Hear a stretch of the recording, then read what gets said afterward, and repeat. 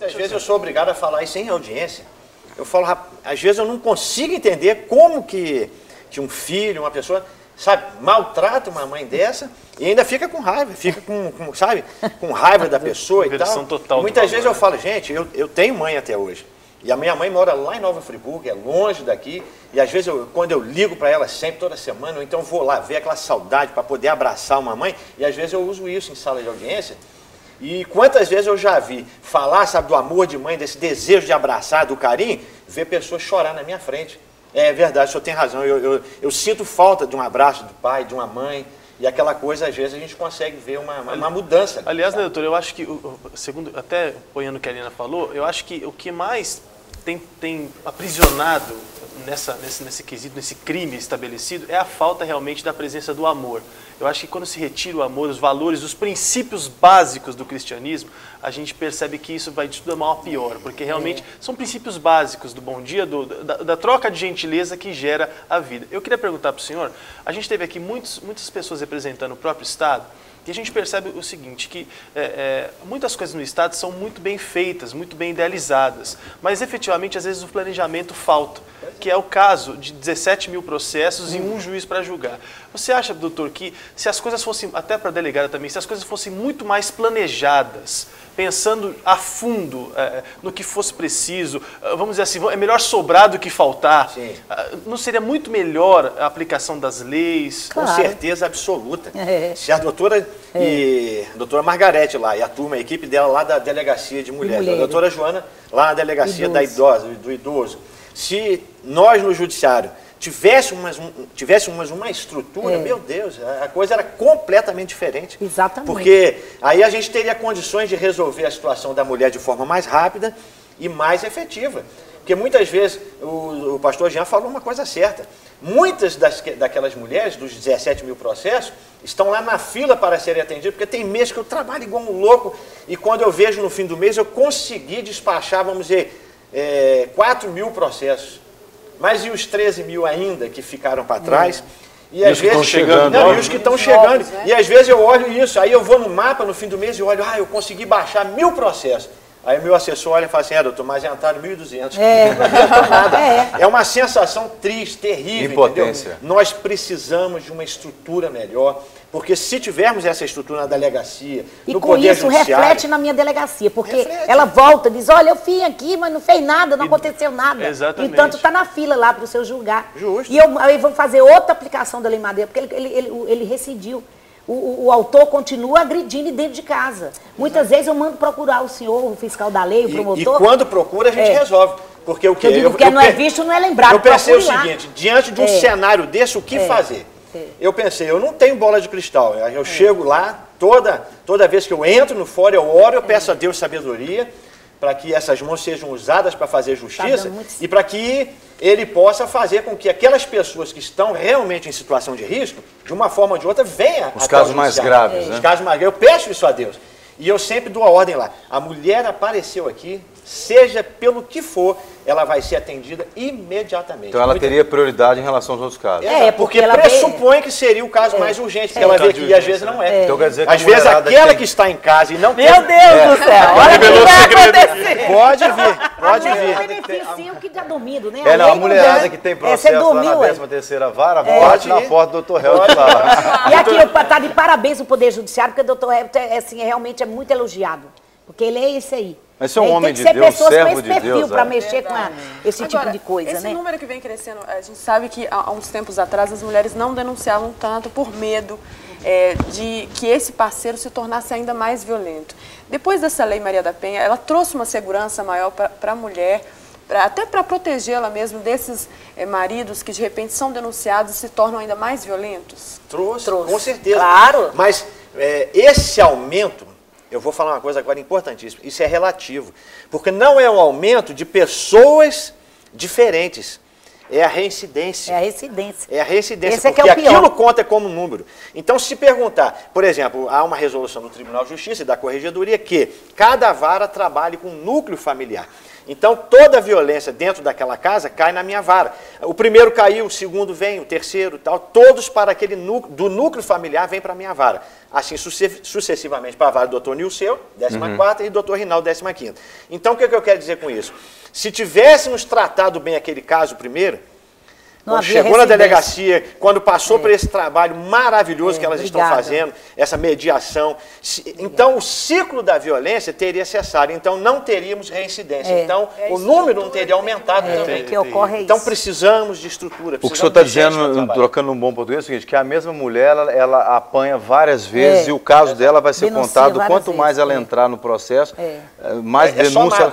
O primeiro fato é um, o segundo fato é outro, e vai somando na minha estatística de 17 mil processos. Então, o que eu penso? Se no primeiro caso que chegou, eu consegui tratar aquilo, como aquele caso do drogado que foi para uma clínica, se tratou e hoje está vivendo em sociedade com a sua família restaurada, estaríamos bem demais. A gente estaria satisfeito em ver que, porque a Lei Maria da Penha, por exemplo, prevê tudo. A mulher chegou, aplicou a medida, o sujeito não cumpre, mete uma tornozeleira nele, e ele descumpre, vamos prender esse cidadão. Então, e aquele caso está sendo tratado de uma forma de perto, bem acompanhado, com palestras, com a situação de mediação. Então, o ciclo da violência acabaria dentro daquela família, estaria ótima coisa. Estaria... A gente tem uma participação ao vivo, doutora, inclusive a Ruth Pereira, que quer falar com a gente, quer fazer uma pergunta diretamente para o senhor. Olá, Ruth!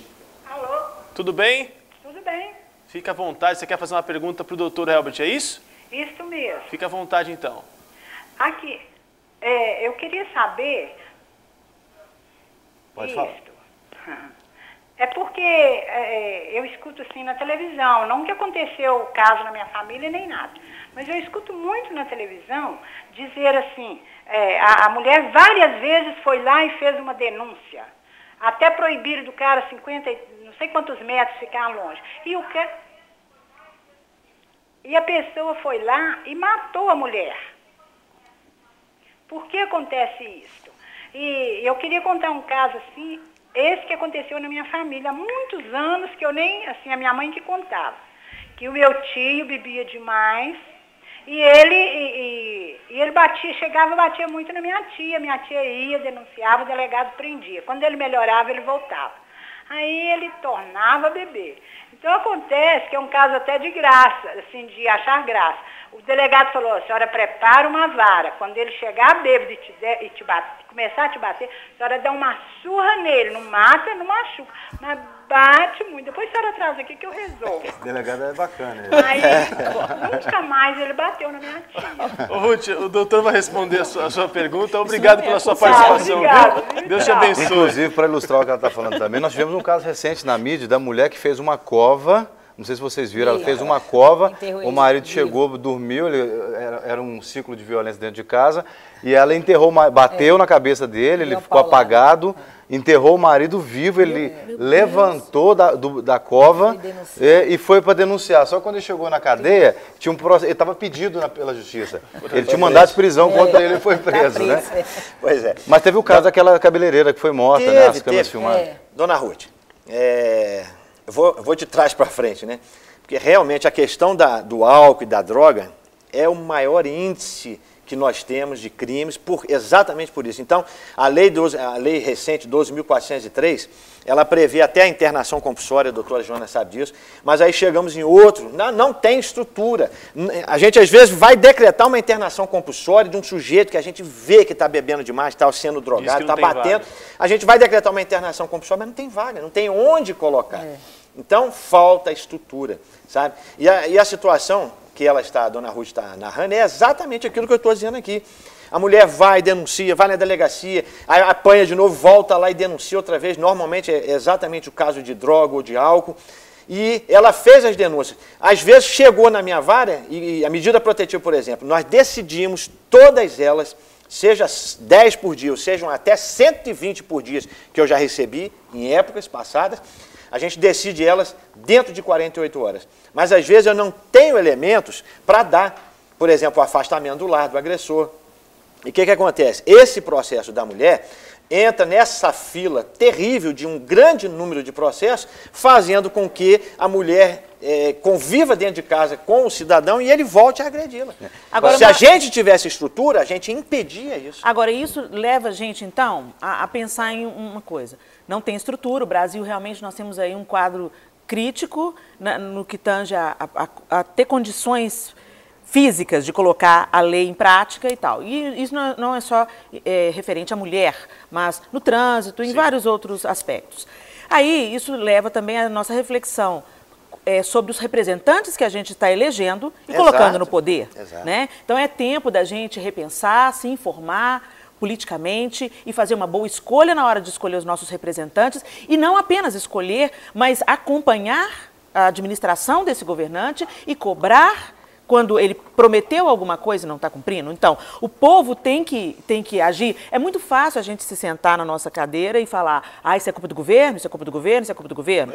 Mas acontece quando o povo se mobiliza para ter consciência, para não se vender por causa de uma cesta básica e votar, e buscar educação, e buscar reivindicar os seus direitos, e se informar e colocar em prática tudo que a gente tem consciência. Hoje, com a internet, gente, com o advento da internet, só é mal informado quem quer. Né? Então, hoje há recursos para a gente buscar mais informação e eleger de uma maneira mais consciente os nossos representantes. Agora, também como cidadãos do reino. Agora eu quero trazer aqui a responsabilidade para a igreja.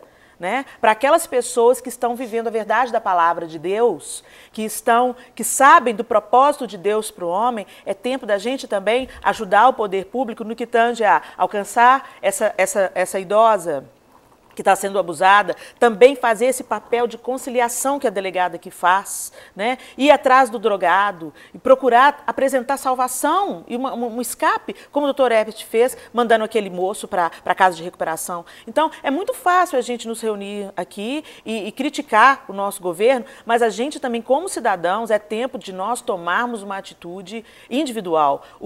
Cada um de nós fizermos a sua parte, isso vai refletir no coletivo. É tempo da gente repensar a maneira como a gente vota, como a gente elege, como a gente acompanha. Não é só colocar o cara lá em cima e deixar ele fazer o que ele quer, é acompanhar isso. A Helena bateu na tecla certa.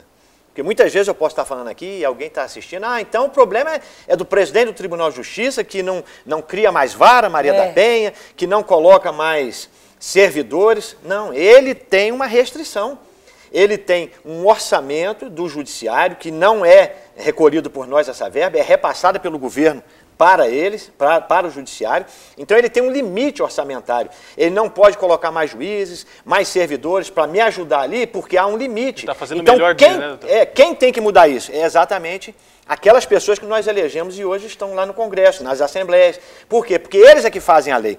Então, se a situação é essa, por que a Assembleia, por exemplo, não muda a lei e diz o seguinte, não, realmente o judiciário precisa de uma vara Maria da Penha, pelo menos mais umas 3 varas, mas cada vara não pode ter 9 funcionários e um escrivão com 15 mil processos, 17 mil, igual uma no Fórum Lafayette Criminal, que tem 1000 processos só.